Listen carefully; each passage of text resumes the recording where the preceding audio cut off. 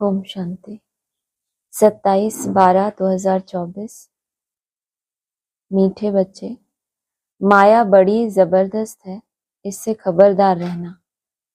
कभी यह ख्याल ना आए कि हम ब्रह्मा को नहीं मानते। हमारा तो डायरेक्ट शिव बाबा से कनेक्शन है।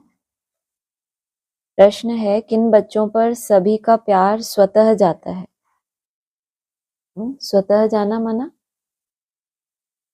स्वतः ही जा रहा है, माना कोई ऐसा नहीं कि कोई पुराने संबंध है लौकिक या अलौकिक, लेकिन स्वतः ही उनकी तरफ सबका प्यार जाता है। तो बाबा कह रहे हैं, किन बच्चों पर सभी का प्यार स्वतः जाता है? उत्तर है, जो पहले हर बात को स्वयं प्रैक्टिकल में लाते फिर दूसरों को कहते हैं, उन पर सबका प्यार स्वतः जाता है। ज्ञान को स्वयं में धारण कर फिर बहुतों की सेवा करनी है, तब सबका प्यार मिलेगा।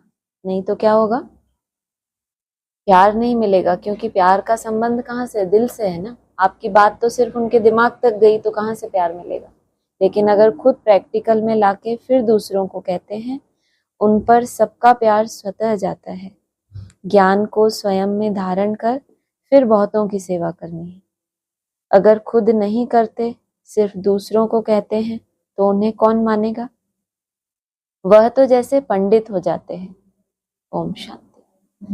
बच्चों से बाप पूछते हैं, आत्माओं से परमात्मा पूछते हैं, यह तो जानते हो कि हम परमपिता परमात्मा के सामने बैठे हैं।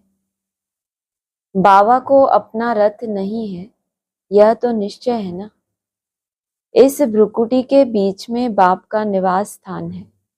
बाप ने खुद कहा है, मैं इनकी भ्रुकुटी के बीच में बैठता हूँ, इनका शरीर लोन पर लेता हूँ। आत्मा भ्रुकुटी के बीच में बैठती है तो बाप भी यहाँ ही आकर बैठते हैं।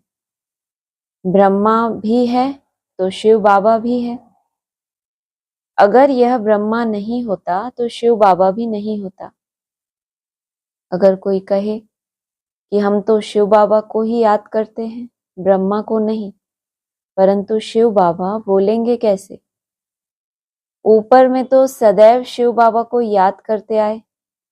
अभी तुम बच्चों को पता है, हम बाप के पास यहाँ बैठे हैं।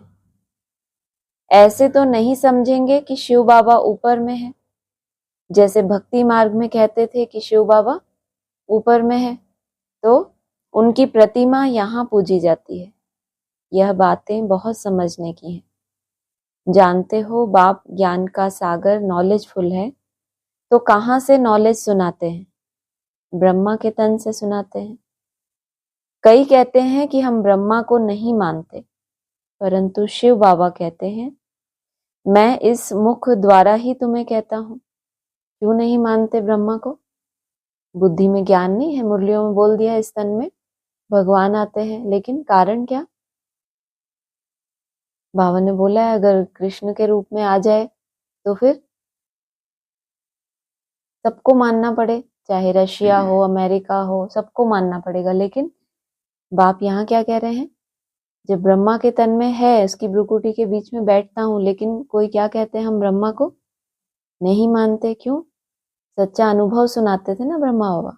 चाहे कोई भी ब्रह्मा हो, नंबरवार 3-4 ब्रह्मा है, तो अनुभव नहीं सुनाते। मैं तो एक गिट्टी खाता हूँ फिर भूल जाता हूँ, तो क्या बोलेंगे बड़े बड़े महारथी जो खुद को समझते हैं कि हम ब्रह्मा को नहीं मानते। जानते हो, बाप कई कहते हैं हम ब्रह्मा को नहीं मानते, परंतु शिव बाबा कहते हैं, मैं इस मुख द्वारा ही तुम्हें कहता हूँ, मुझे याद करो। यह समझ की बात है ना। ब्रह्मा तो खुद कहते हैं शिव बाबा को याद करो। यह कहाँ कहते हैं मुझे याद करो? इनके द्वारा शिव बाबा कहते हैं मुझे याद करो। यह मंत्र मैं इनके मुख से देता हूँ। ब्रह्मा नहीं होता तो मैं मंत्र कैसे देता? कौन सा मंत्र? मन मना भव। शिव बाबा को तो मन ही नहीं है। कौन है शिव बाबा का मन? कौन है? ब्रह्मा है। तो तुम्हें मंत्र कैसे मिलेगा मन मना भव? ब्रह्मा नहीं होता तो मैं मंत्र कैसे देता? ब्रह्मा नहीं होता तो तुम शिव बाबा से कैसे मिलते, कैसे मेरे पास बैठते? अच्छे अच्छे महारथियों को भी ऐसे ऐसे ख्यालात आ जाते हैं जो माया मेरे से मुख मोड़ देती है। ब्रह्मा से मुख मोड़ा अर्थात शिव बाबा से मुख मोड़ा। कहते हैं हम ब्रह्मा को नहीं मानते तो उनकी क्या गति होगी। माया कितनी बड़ी जबरदस्त है जो एकदम मुंह ही फिरा देती है। सोचो, कहाँ तो ये कहने वाले कि हम ब्रह्मा को नहीं मानते, एक व्रता बन रहे हैं कि हमारा तो एक शिव बाबा, दूसरा नहीं है कोई। कौन है हमारा? बस एक शिव बाबा। तो बाबा कह रहे हैं ब्रह्मा को नहीं मानते तो इनकी गति क्या होगी। माना माया कितनी बड़ी जबरदस्त है, एकदम मुंह ही फिरा देती है। अभी तुम्हारा मुंह शिव बाबा ने सामने किया है, तुम सम्मुख बैठे हो। फिर जो ऐसे समझते हैं कि ब्रह्मा तो कुछ नहीं, तो उनकी क्या गति होगी। दुर्गति को पा लेते हैं। जब तक ब्रह्मा सामने था तब तक उनकी ये हालत थी, फिर जब अव्यक्त हो गए होंगे तब क्या हालत हुई होगी। तब फिर मानते होंगे ब्रह्मा को।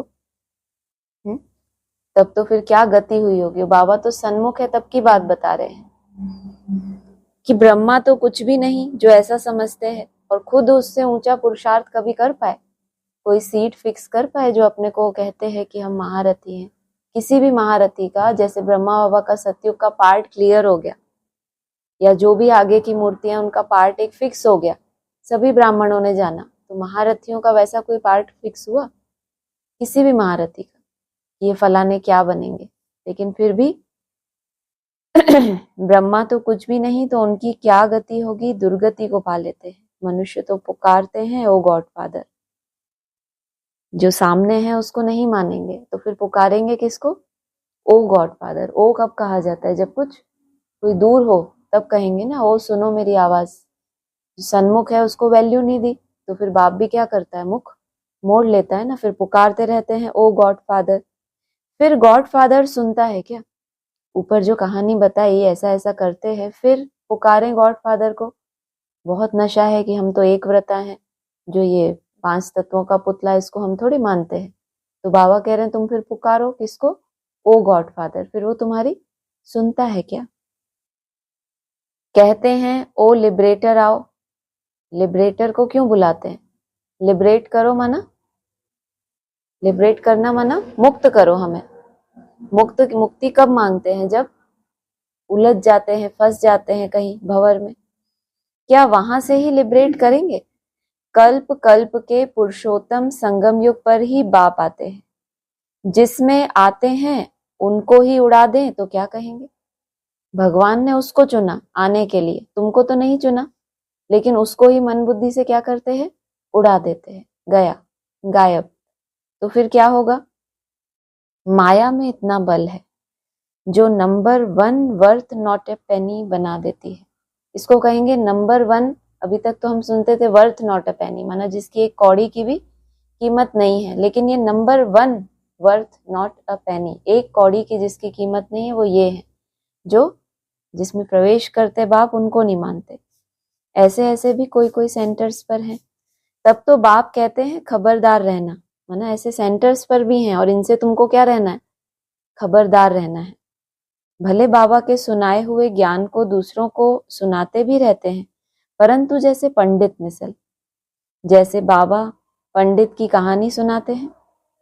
इस समय तुम बाप की याद से विषय सागर को पार कर क्षीर सागर में जाते हो ना। भक्ति मार्ग में ढेर कथाएं बना दी हैं।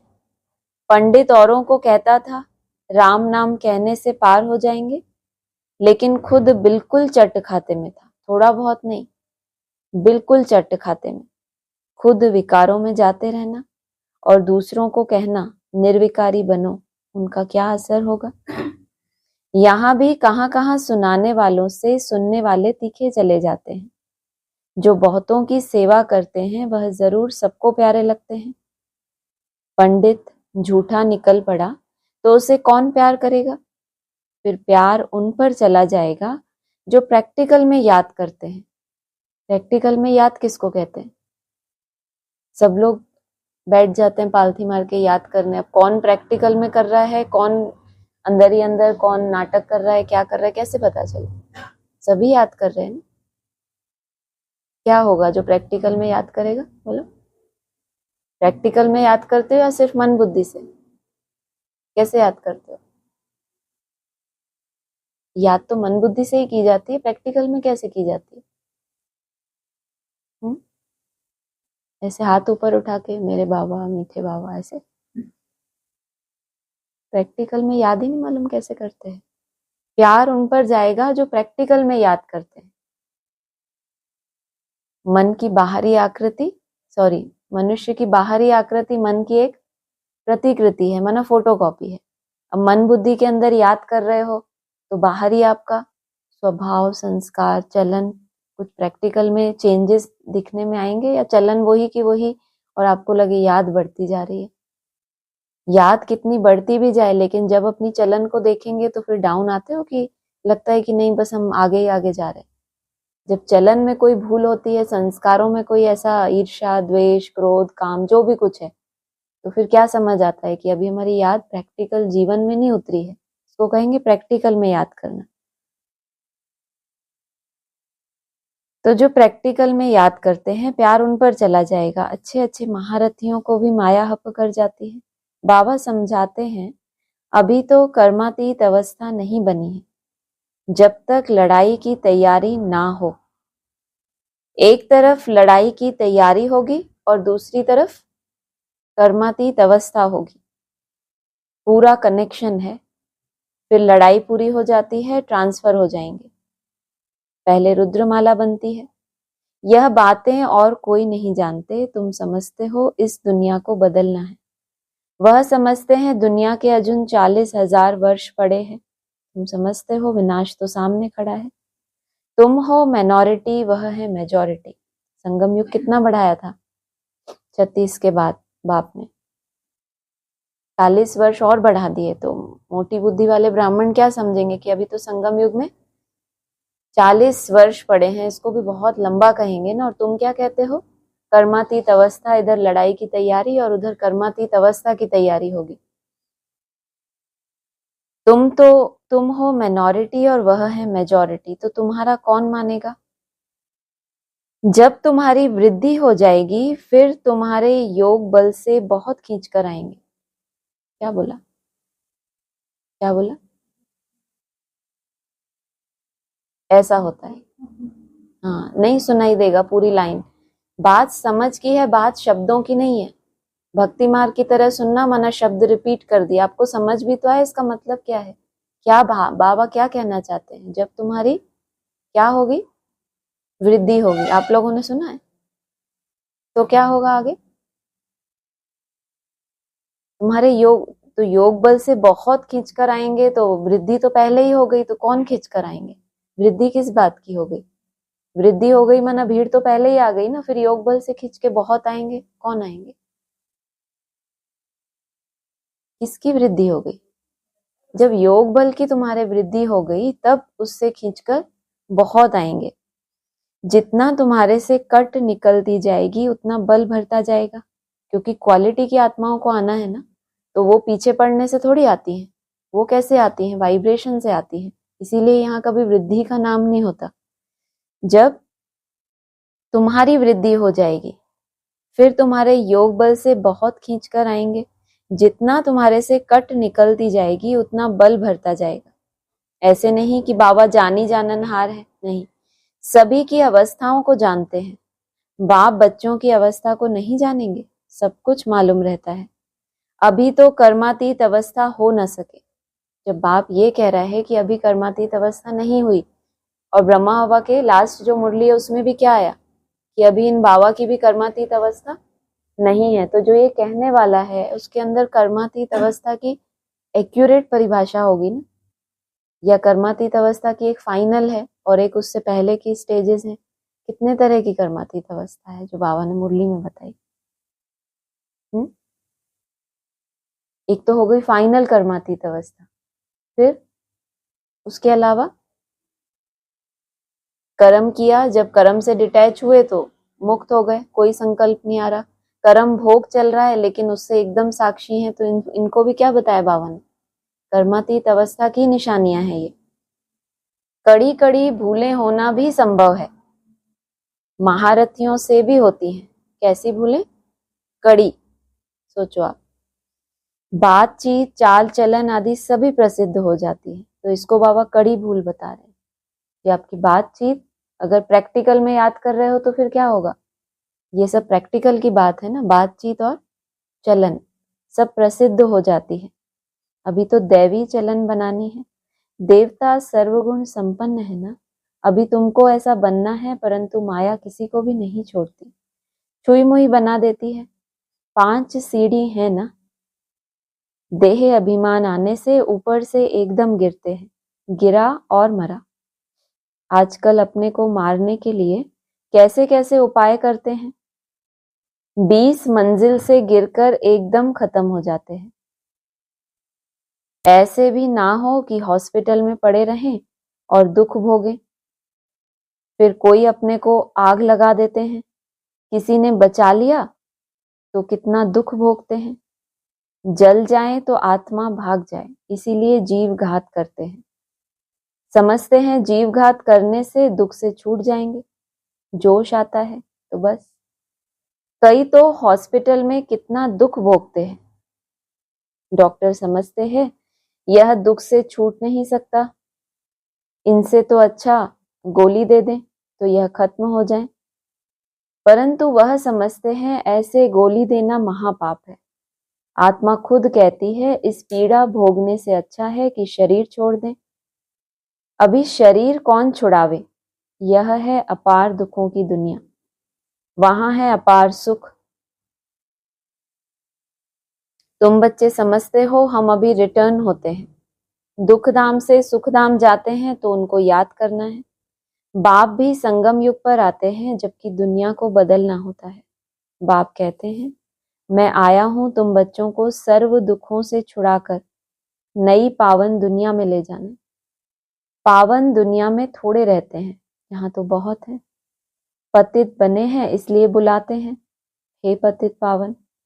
यह थोड़े ही समझते हैं कि हम महाकाल को बुलाते हैं कि हमें इस छीछी दुनिया से घर ले चलो। जब भगवान को बुलाते हैं तो ये थोड़ी समझते हैं कि हम किसको बुला रहे हैं, महाकाल को। किन किन विधियों से हमारा देह भान छुड़ाकर हमें अपने साथ लेकर जाएगा, ये थोड़ी समझते हैं। जरूर बाबा आएगा, सब मरेंगे, तब तो पीस होगी ना। बाबा आएगा तो क्या होगा, सब मरेंगे, चाहे जीते जी मरें या फिर हो जाता है ना। ब्राह्मणों को भी क्या होता है, बहुत सारा मेंटल टेंशन हो जाता है तो क्या सोचते हैं, जानते हैं कि हम आत्मा है, बिना हिसाब किताब चुकते हुए परम धाम नहीं जा सकते, फिर भी कैसे कैसे ख्याल आते हैं उनको कि जीव घात कर ले तो इस दुख से छूटे। जबकि ब्राह्मण है, समझते हैं कि आत्मा क्या है, अविनाशी है, उसको फिर भी वो दुख तो भोगना ही है। जरूर बाबा आएगा, सब मरेंगे, तब तो पीस होगी ना। शांति शांति करते रहते हैं, शांति तो शांति धाम में होगी, परंतु इस दुनिया में शांति कैसे हो जब तक कि इतने ढेर मनुष्य हैं। सतयुग में तो सुख शांति थी, अभी तो कलयुग में अनेक धर्म है। वह जब खत्म हो, एक धर्म की स्थापना हो, तब तो सुख शांति हो। हाहाकार के बाद फिर जय जयकार होती है। आगे चलकर देखना मौत का बाजार कितना गर्म होता है, कैसे मरते हैं, बॉम्ब से भी आग लगती है। आगे चलकर देखेंगे कि तो बहुत कहेंगे कि बरोबर विनाश तो होगा ही। अभी तो तुम सबको समझाते हो कि समय अच्छा नहीं है, आगे चलकर खुद ही कहेंगे कि विनाश तो, इससे अच्छा तो विनाश हो जाए, नहीं भी अगर होने वाला तो कल होता है तो कब हो जाए, आज हो जाए, इतने दुखी हो जाएंगे। तुम बच्चे जानते हो कि यह सृष्टि का चक्र कैसे फिरता है, विनाश तो होना ही है। एक धर्म की स्थापना बाप कराते हैं, राजयोग भी सिखलाते हैं, बाकी सभी अनेक धर्म खलास हो जाएंगे। गीता में कुछ दिखाया नहीं है, फिर गीता पढ़ने की रिजल्ट क्या, दिखाते हैं प्रलय हो गई। भले जलमयी होती है परंतु सारी दुनिया जलमयी नहीं होती। भारत तो अविनाशी पवित्र खंड है। सारी ब्राह्मणों की दुनिया में क्या आती है, बाबा ने क्या कहा था, ज्ञान की जैसे कि बाढ़ आ जाती है, लेकिन फिर प्रलय कभी भी पूरी तरह से नहीं होती, कुछ कुछ क्या बचता है। भारत जो पवित्र खंड है, जो मन बुद्धि में ज्ञान में लगी रहने वाली आत्माएं हैं वो, और जो पवित्रता को पालन करे, उसमें भी आबू सबसे पवित्र तीर्थ स्थान है जहां बाप आकर सर्व की सद्गति करते हैं। देलवाड़ा मंदिर कैसा अच्छा यादगार है, कितना अर्थ सहित है, परंतु जिन्होंने बनवाया है वह यह नहीं जानते। जिसका यादगार है, बनवाया भी किसने है? फिर उसने जिसने बनवाया है उनको भी ये स्मृति नहीं है कि ये मंदिर किसका यादगार है।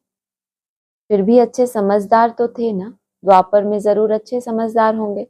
कलयुग में तो है सभी तमो प्रधान। सभी मंदिरों में से यह ऊंच है जहां तुम बैठे हो।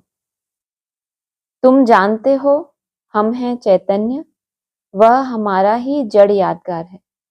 बाकी कुछ समय यह मंदिर आदि और भी बनते रहेंगे, फिर तो टूटने का समय आएगा। सब मंदिर आदि टूट फूट जाएंगे, होल सेल मौत होगा। महाभारी महाभारत लड़ाई गाई हुई है ना, जिसमें सब खलास हो जाते हैं। यह भी तुम समझते हो। बाप संगम पर ही आते हैं। बाप को रथ तो चाहिए ना। आत्मा जब शरीर में आती है तभी चुरपुर होती है। आत्मा शरीर से निकलती है तो शरीर जड़ हो जाता है। तो बाप समझाते हैं, अभी तुम घर जाते हो, तुम्हें लक्ष्मी नारायण जैसा बनना है, तो ऐसे गुण भी चाहिए ना। तुम बच्चे इस खेल को भी जानते हो। यह खेल कितना वंडरफुल बना हुआ है। इस खेल का राज बाप बैठ समझाते हैं। बाप नॉलेजफुल बीज रूप है ना। बाप ही आकर सारे वृक्ष की नॉलेज देते हैं, इसमें क्या क्या होता है। तुमने इसमें कितना पार्ट बजाया। आधा कल्प है दैवीय राज्य, आधा कल्प है आसुरी राज्य। जो अच्छे अच्छे बच्चे हैं उनकी बुद्धि में सारी नॉलेज रहती है। बाप आप समान टीचर बनाते हैं। टीचर भी नंबरवार तो होते हैं। कई तो टीचर होकर फिर बिगड़ पड़ते हैं। बहुतों को सिखलाकर खुद खत्म हो जाते हैं। छोटे छोटे बच्चों में भिन्न भिन्न संस्कार होते हैं। बाप समझाते हैं, यहाँ भी जो ज्ञान ठीक रीति नहीं उठाते हैं, चलन नहीं सुधारते हैं, वो बहुतों को दुख देने के निमित्त बन जाते हैं। टारगेट नहीं होता, लेकिन क्या कारण बना? चलन नहीं सुधरी और ज्ञान बुद्धि में धारण नहीं हुआ, तो सोल कोई ना कोई इंटरफेयर करेगी ना। माया क्या चाहती है? बाप चाहता है एक धर्म एक राज्य सुख शांति स्थापन हो जाए। माया क्या चाहेगी? आपस में क्या हो? कलह क्लेश हो जाए। तो जो ज्ञान को ठीक रीति नहीं उठाते, चलन नहीं सुधारते, वो बहुतों को दुख देने के निमित्त माना इंस्ट्रूमेंट, उनको भी परवश करती है आत्माएं प्रवेश करके। यह भी शास्त्रों में दिखाया है कि असुर छिपकर बैठते थे, फिर बाहर जाकर ट्रेटर बनकर कितना तंग करते थे। यह तो सभी होता ही रहता है। ऊंच से ऊंच बाप जो स्वर्ग की स्थापना करते हैं तो कितने विघ्न रूप बन पड़ते हैं। बाप समझाते हैं, तुम बच्चे सुख शांति के टावर हो। तुम बहुत रॉयल हो। तुमसे रॉयल इस समय कोई होता नहीं। बेहद के बाप के बच्चे हो तो कितना मीठा होकर चलना चाहिए। और हो क्या तुम? क्या टाइटल दिया पहली लाइन में? सुख शांति के तुम टावर हो। टावर माना जो ऊंचे से ऊंचा पिलर होता है, उसका ऊंचे से ऊंचा पॉइंट, बहुत ऊंचा होता है जो पिलर, उसको कहते हैं ये टावर है। तुम बहुत रॉयल हो। तुमसे रॉयल इस समय कोई होता नहीं। बेहद के बाप के बच्चे हो तो कितना मीठा होकर चलना चाहिए। किसी को दुख नहीं देना है, नहीं तो वह अंत में याद आएगा, फिर सजाएं खानी होंगी। बाप कहते हैं अभी तो घर चलना है। सूक्ष्म वतन में बच्चों को ब्रह्मा का साक्षात्कार होता है, इसीलिए तुम भी ऐसे सूक्ष्म वतनवासी बनो तो तुमको क्या हो जाए। चाहे ब्रह्मा हो चाहे प्रजापिता ब्रह्मा हो, इनसे कहाँ मीटिंग होनी है। बाबा ने बोला है ना मुरली में, परम धाम जाने से पहले, परम धाम में कौन बैठा है? अव्यक्त ज्योतिर्लिंगम है परम धाम में। वहां जाने से पहले सूक्ष्म वतन में किनसे मीटिंग करनी है तुमको? हाँ, देवताओं से मीटिंग करनी है। जिन देवताओं को, वो तो अव्यक्त आत्माएं तो बहुत सारी हो गई। जिन देवताओं को तुमने प्रैक्टिकल में संगम युग पे नाम रूप से जाना ना कि ये कौन से देवता हैं, ये कौन सी मूर्ति है, फिर उन देवताओं से कहाँ मीटिंग होगी तुम्हारी? सूक्ष्म वतन में। तो अभी इसे क्या करो, सूक्ष्म वतन में बच्चों को ब्रह्मा का साक्षात्कार होता है, इसीलिए तुम भी ऐसे सूक्ष्म वतनवासी बनो। तो तुमको क्या हो, ये भी एक रेस हो गई ना। पहले तो परम धाम जाने की रेस थी, लेकिन उससे पहले सूक्ष्म वतनवासी बनने की रेस है। उसके लिए बाबा ने विधि बताई, मूवी की प्रैक्टिस करनी है। मूवी की प्रैक्टिस माना मूवमेंट चलती रहे हमारी, जो हमारी एक्टिविटीज हैं मूव कर रहे हैं हम, ऐसा नहीं कि जड़वत होके बैठ गए और फिर हम मौन हो गए। मूवी में है, बहुत कम बोलना है, कम नहीं बोलना। वैसे तो बाबा कहते हैं कम बोलो, धीरे बोलो और मीठा बोलो। आज क्या डायरेक्शन दे रहे हैं, क्योंकि अब तुम्हारा लक्ष्य बड़ा हो गया ना। कोई कोई के अंदर ये लक्ष्य बहुत गहरा बैठ गया। क्या लक्ष्य, जिसके अंदर बैठा होगा उसको तो याद होगा ना, क्या लक्ष्य, बाप से मिलना है ना। लक्ष्य नहीं बैठा बुद्धि में, और उसके लिए क्या करना पड़े, सूक्ष्म वतनवासी बनना पड़े। जैसी स्टेज में लंबा समय बाप रहकर साइलेंस में रह के ही अव्यक्त हुआ, या बोल बोल करते करते अव्यक्त हो गया। साइलेंस में रहते तो तुम्हें भी क्या करना पड़े, मूवी की प्रैक्टिस। उसके लिए क्या विधि, बहुत कम बोलना है, दूसरा कम भी बोलना है, दूसरा मीठा बोलना है। ऐसा पुरुषार्थ करते करते तुम शांति के टावर बन जाएंगे। तुमको सिखलाने वाला बाप है, फिर तुम्हें औरों को सिखलाना है। लेकिन कंडीशन क्या है, औरों को सिखलाने से पहले हमें खुद को धारण करना है, तब तुम्हारे ऊपर सबका प्यार स्वतः जाएगा। भक्ति मार्ग टॉकी मार्ग है। जितना ज्यादा वाचा में आ रहे हैं उतना ज्यादा हमारे अंदर क्या है, भक्ति मार्ग है। ये अपनी चेकिंग हम बहुत मोटे रूप से कर सकते हैं। अभी तुमको बनना है साइलेंस, या तो साइलेंस या मूवी, और टॉकी से एकदम दूर। अच्छा, मीठे मीठे सिकिलदे बच्चों प्रति माता पिता बाप दादा का याद प्यार गुड मॉर्निंग। रूहानी बाप की रूहानी बच्चों को नमस्ते, रूहानी बच्चों की रूहानी बाप दादा को नमस्ते। सार है, बहुत रॉयल्टी से मीठा होकर चलना है। शांति और सुख का टावर बनने के लिए बहुत कम और मीठा बोलना है। मूवी की प्रैक्टिस करनी है, टॉकी में नहीं आना है। दूसरा है, स्वयं की दैवी चलन बनानी है, छुई मुई नहीं बनना। लड़ाई के पहले कर्मातीत अवस्था तक पहुंचना है। निर्विकारी बनाने की सेवा करनी है। वरदान है, पवित्र प्यार की पालना द्वारा सर्व को स्नेह के सूत्र में बांधने वाले मास्टर स्नेह के सागर भव। पवित्र प्यार, स्वार्थ वाला प्यार नहीं कि जिससे संबंध है उससे प्यार। हाँ, पवित्रता हो उस प्यार में, माना निस्वार्थ प्यार को कहेंगे पवित्र प्यार। जब स्नेह के सागर और स्नेह संपन्न नदियों का मेल होता है तो नदी भी बाप समान मास्टर स्नेह का सागर बन जाती है। इसलिए विश्व की आत्माएं स्नेह के अनुभव से स्वतः समीप आती हैं। पवित्र प्यार या ईश्वरीय प्यार परिवार की पालना चुंबक के समान स्वतः ही हरेक को समीप ले आता है। पहला, पवित्र प्यार या फिर उसको कहो ईश्वरीय परिवार की पालना चुंबक के समान स्वतः ही हरेक को समीप ले आता है। यह ईश्वरीय स्नेह सबको सहयोगी बनाए आगे बढ़ने के सूत्र में बांध देता है। स्लोगन है, संकल्प बोल समय गुण और शक्तियों के खजाने जमा करो तो इनका सहयोग मिलता रहेगा।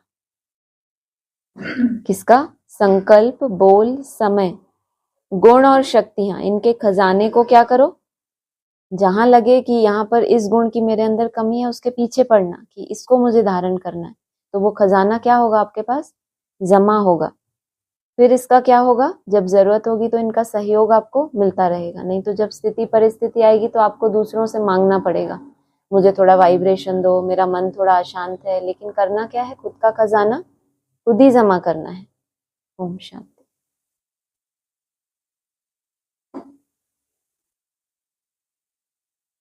का खजाना और ईश्वरीय खजाना में डिफरेंस बताइए।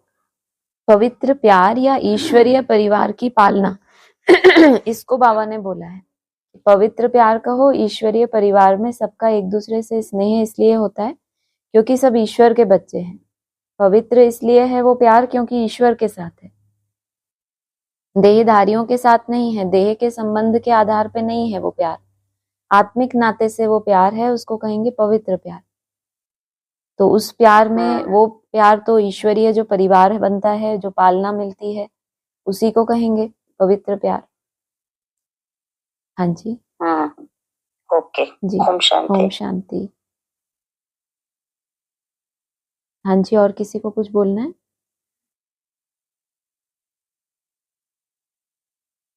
चलिए ठीक है, ओम शांति।